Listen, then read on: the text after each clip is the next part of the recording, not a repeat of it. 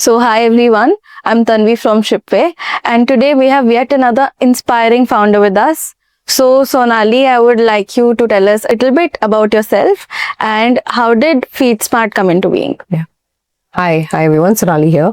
So FeedSmart is a protein-packed, no refined sugar, clean label brand for kids, and we make smart nutrition a no-brainer.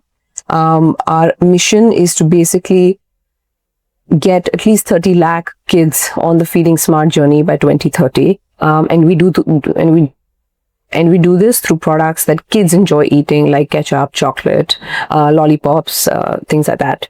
I've spent about 10-15 years now in F&B. I started my journey under Chef Ritu in restaurants and events, and then I moved on to scale a cloud kitchen brand called Insta Pizza, which was for 6 years. When I exited that during COVID, I wanted to start my own business, and I was just trying to figure out what it would be in.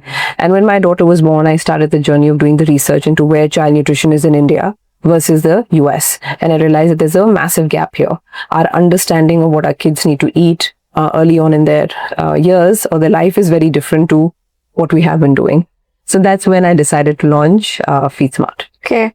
So when we talk about, industries or say products like ketchup, jams and spreads, what happens is these are actually dominated by a very, a lot of players, big and legacy players. So how did you identify a gap in this crowded market and how did you penetrate it? So I personally didn't go out and identify it myself. I think it identified us. I started off the brand in very staple categories, like attas and ghees and everything, because my daughter was born and I felt that at that point, that's what I wanted to, she wasn't eating that much. She just started solids journey. But within 3-4 months of launching FeedSmart and getting sales out and going, I realized that parents are not looking for this, right? Because ultimately the child will eat from what the family eats, right? So specifically to bring impact in child nutrition, you have to focus on products that parents are not finding alternatives for. And ketchup came out as one of them through a lot of customer research and conversations with other parents. So we started with ketchup and we cleaned up ketchup and we released the healthiest ketchup, and that picked up really well.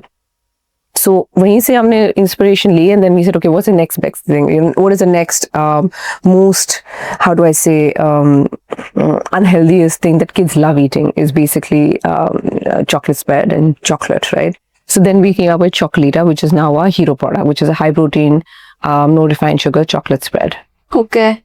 It's very difficult, convince parents to switch from a brand, say they're already using for their kid, and because they're very skeptical when it comes to kids. So how did you build that, trust with parents so that they keep coming back to your products? Sure. Yeah, of course, it's hard right now, especially where we're living in an era where there are so many brands, right? You have to build trust, right? And to build trust, you have to be at the forefront of your brand. That era is gone where you build just a range of products. You actually have to build a very passionate founder-led brand, which is what I'm doing with FeedSmart. So both me and my co-founder Richa, our mothers, we have toddlers, we talk about it, we talk about real life issues with our feeding journeys, and we're out there in front of our customers all the time on Instagram and on different handles. So I think with that, people are able to relate and they're able to think that, okay, fine, at least, I understand what she's saying, right? So she understands what I'm going through. So she must have created some good products. So let's try it. So that lowers the barrier to entry and allows the customer to sort of touch base with the brand and buy something. Okay. So when you were starting out with FeedSmart, what was your mission? Like, what was your first milestone you wanted to cross, and how did you get that first set of sales, say 100 sales coming in? What strategies did you use? Yeah, it's very, there is no first milestone. The first milestone, oh my God, just get a website up, and then the website's up and you're like, okay, now what do I do? How do I get sales? So it's not like one has thought through so deep, right? You're literally going step by step, find the products, find the vendors, get your first batch, get the packaging in, get your website up and running, list on Amazon, start getting sales, and to start getting sales when you're, a bootstrapped founder, you have to find the cheapest source, but with the highest return, right? And I did what I knew best at that point was I started reaching out to influencers. Simply because as a mother who had started her feeding journey, I found them very useful for tips and just, on how I should do it for my child. So I realized that like me, there must be other mothers also who are following them. So they will need the products. So all the influencers that I was following, I started reaching out to them personally and saying like, hi, I've come up with this brand. These are some of my products. I'd love to send them to you. If you like it, please post about it. Okay. And that's how I started the journey of actually getting the brand on Instagram and creating some kind of a buzz around it, right? Just purely through influencer marketing. And then I supplemented it with meta ads. Okay, so talking about brand story and propagating it, there are various channels coming up. Like there are, say, very star channels like WhatsApp, SMS, RCS, mostly text messaging through which you can reach out to mothers or your target audience. So have you used these channels? And if yes, then how do you think these will impact D2C growth in the long run? Yeah, we use WhatsApp. Okay. And WhatsApp is, all of India runs on WhatsApp. So we use, the platform we use is great. All our entire database is on that. We're also dabbling with Meta click to WhatsApp ads. That is also very useful. But I think that WhatsApp is a no-brainer. There's no option for any D2C brand to not build on WhatsApp. We don't use email and SMS that much, except for just notifications. But I think WhatsApp and Instagram are two main channels that we're building on. Okay. So also the products that you sell like ketchup and jams, these are very daily use products. We generally buy them through say grocery stores, and nowadays we buy them through quick com platforms. So what channels do you sell from, and which channel do you think works the best for you?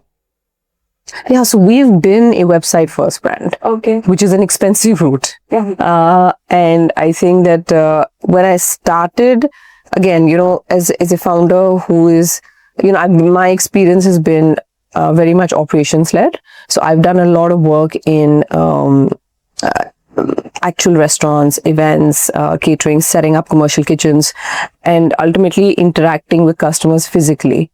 So building an online brand for me was definitely a first, right? So I did what I knew. I focused on Instagram as a channel of sales through influencer marketing and Meta. So I always pushed for my website first. Amazon has always been tough to figure out. It's a real science, I think. But if I had to go back, it's probably better to start on marketplaces because it's cheaper. You can build a basic idea of what product sells, what doesn't, and then take that to your website and start pushing your website. We ended up starting first on our website. We're still a website first brand. And now we're getting on quick commerce as well, because that's where pretty much India is shopping. And I'm hoping that we're on it in the next 1 month. Okay. So like you said, Chocolita is your star product. Yeah. So when you started that out, and like it has been there for quite some time now. So have there been any changes made to say the branding, the brand story, or the ingredients of the product after customer feedback? Have you built maybe other products also if you build from the feedback you got? So what was that? I don't think you can launch a perfect product. I think it's an illusion, especially in food, right? As a founder, you are so deep in and so close to your product. It's very hard for you to make what you think is perfect is definitely not what the other person thinks, right? So Chocolita as a product has gone through at least 4 iterations. And the branding has also gone through 3-4, right? Because your brand evolves with you. In the first 2 years, you have to be agile. You have to get things going. You take feedback, you assimilate it, and you come up with something better. So now we're finally released, because we don't have palm oil and we infuse our Chocolita with milk protein concentrate. It's slightly dry. It's not that beautiful creamy version that you see of Nutella, right? So, but that's a problem because spreadability is an issue. So we've been trying very hard to get that right. And now we're finally releasing a more spreadable, creamier version because a lot of customers come back saying, the product tastes good, but you need to work on the spreadability. So it takes time. And I don't think that a founder should, if you're in the race to launch a perfect product, you launch much later or you might not even launch. So launch a good product. Don't launch a shitty product, but launch a good product, a great product, and then iterate it as you get feedback.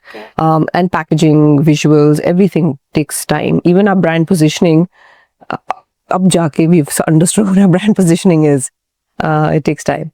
So also when it comes to marketing, there are strategies that work and don't work for you. So as a website first brand and D2C first brand, what were the marketing strategies that worked for you and which did not turn out as well? So as a website first brand and marketing strategy, so we've had a mix of things. One is that we've been very founder led. So just all the ads that have me in it, my daughter in it, or Richa with her son in it, they've worked a lot better, and I think that's just pure relatability. And the other thing that's really worked is just showing kids enjoying the product in a messy way, like chocolate all over or ketchup all over, them just playing with the product, because that also lowers the barrier and makes you understand that it's actually really clean. So you can let your child enjoy it. The whole point is that today, good health is probably the best inheritance you can give your children, right? And if you build that right for them, there's a lot to pass on, and that will really help them in their journey. If India is the capital of diabetes, on its way to be an obese nation, is because I don't think our parental generation really knew what to do on how to build a nutritional foundation. वो सब अब जाके unravel हो रहा है. Often ingredients are Yeah. And also my mom is, oh, तुम इसे sugar नहीं खिलाते हो, you don't give anything, ये रागी खाती रहती है. And I say, look at me. I have struggled with weight my entire life. I have to go to the gym every day. I have to eat a certain way because I know I will expand if I don't. And I think that's because she didn't know best, right? So now information is all out there, and we can make that change, and we can bring in better, cleaner ingredients for our kids. So why not? okay. So I think like this comes to the end of the episode, and I actually got to learn a lot about how a brand grows. Like how did you start small and then you expanded into a huge amount of SKUs and liters of product, all based on a brand story and a belief that you had that you wanted to make something healthier for your kids and others' kids. So my last question to you would be, what is one piece of advice or one same note of advice you would like to give to aspiring D2C founders who are just starting out or have just started out with their brand? Yeah. So I break that out in two halves. One is the technical part of it, that you're just building an online brand or you're building a food brand in a very cluttered space, right? Because it's so hard now, Meta is expensive. Your CAC has gone up, right? We just have to, you can't be a website only brand because the way the consumer the shops is totally changed. From 1 year or 2 years of what I launched, Feetsman, the market has changed. Yeah. Now you actually have brands that are launching as quick commerce first. Yes. So they're launching there, is their marketing, and then they're going into sort of selling. So be very clear as to what channel you want to go for. What is the target that you're looking at, right? Is it mass premium? Is it premium? What it is, right? So you can then go deep with one channel, right? That's very important, to go deep with one channel to understand your customers. Being a website first man, the best thing that you get is access to your customers. Yeah. So today I have a database of 40,000 parents, right? Out of which 20 to 30,000 are active, so I can call them, and we make regular calls, and we have communication, and we've got a very thriving WhatsApp community. And I think that all happened because of website first, So everything has its pros and cons. So you have to be very clear on how you want to build your brand and choose your channel accordingly. The second thing would be on your product, right? Like I said, there are two ways to do it. And, there are brands who have been extremely successful, let's say like Nagin, that have gone very deep with one product, right? And they've done fantastic, right? I didn't own this when I started off. So I started off with 10 products. Not the best idea, very expensive. And that comes from purely me being a product R&D person, because I love to make products. And I thought, oh yeah, I want people to come and buy a few things, So know your strategy. I don't think what I did was the best, but ultimately it got me to my hero. It led me to my hero product, and I've understood that this is my hero product. I don't know where it would have been if I'd started with one product and gone deep into it, whether it would have worked or not. So these are few things that you can be more aware of and learn from other founders building in this space, right? And the third thing is that food is tough, right? Your AOV is not more than 500, 600 rupees. So that cost of acquiring a customer and checking out is very expensive. Then it goes back to the first option, which is basically what channel do you choose? Like if it's a fashion brand, your minimum 2,000 rupees. So it's very easy to do a website first, right? So you have to think about all of these things, and start small. The thing with building a consumer brand is that even when it comes to funding and things like that, everything works in drip irrigation method.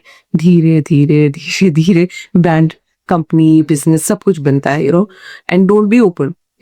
I'm now getting into schools, right? Because we see that as a huge avenue for feed smart, right? But that's not the traditional way consumer brands operate, right? If someone asked most consumer brands right now, they would be very simple. All channels online, then go into offline, GTMT, XYZ. But it's time to sort of break the barriers, and to sort of break the conditioning. So we see schools as a big, big thing. It's harder to break in, but we've managed to do it, and now we're launching entire vertical for schools. So, go with your gut feeling. If you can actually, as a founder, hone into that, then the journey becomes a lot easier. Thank you, Sonali. And for more such content, like, share, and subscribe.